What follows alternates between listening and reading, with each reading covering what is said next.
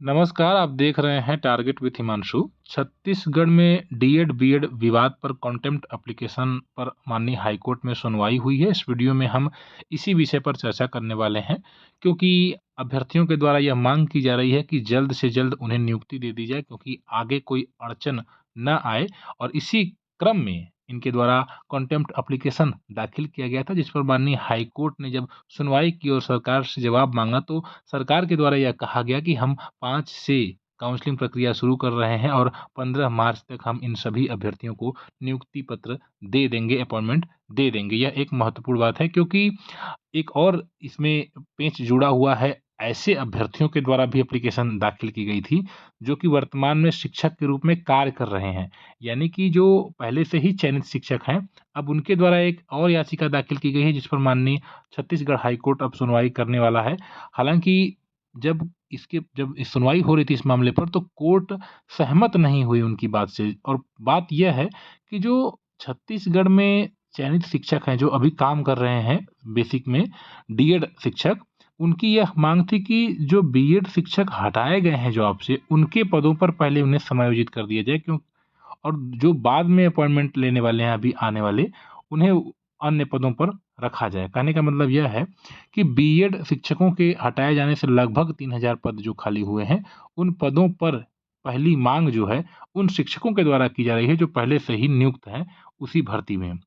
अब इस पर कोर्ट काफ़ी नाराज़ हो गई कि आप नौकरी अपने मन से करना चाहते हैं या बिल्कुल अपने हिसाब से चलना चाहते हैं। लेकिन कोर्ट ने पूरी बात को सुना नहीं, और जो एडवोकेट हैं उन्होंने अगली डेट ले ली है। अभी यह याचिका खारिज नहीं हुई, लेकिन इसको आपको भी समझना पड़ेगा, क्योंकि जो बीएड शिक्षक थे, जो नौकरी कर रहे थे, वो हाई मेरिटोरियस थे, उनकी मेरिट ज़्यादा थी।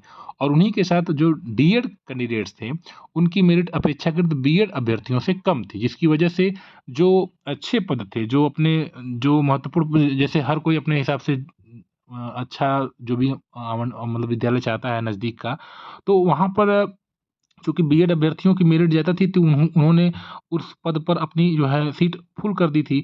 लेकिन अब उन्हीं सीट उनके हटाए जाने पर जो सीटें खाली हुई हैं, तो उस पर उन्हीं के साथ चयनित जो डीएड अभ्यर्थी पहले के हैं, वो चाहते हैं कि उन्हें पहले उस पर दावेदारी मिले, और फिर जब वो वहाँ पर चले जाएँ, तो फिर उनके द्वारा जो रिक्त पद है, उस पर अब बचे हुए की दावेदारी मिले।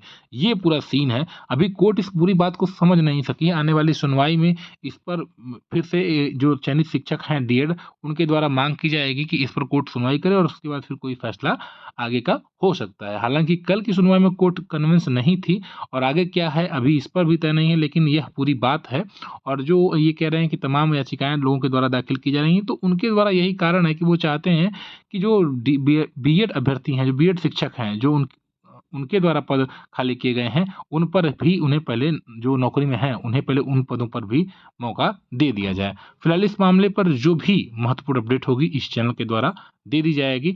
महत्वपूर्ण सूचनाओं के लिए इस चैनल से आप जुड़े रहें। धन्यवाद।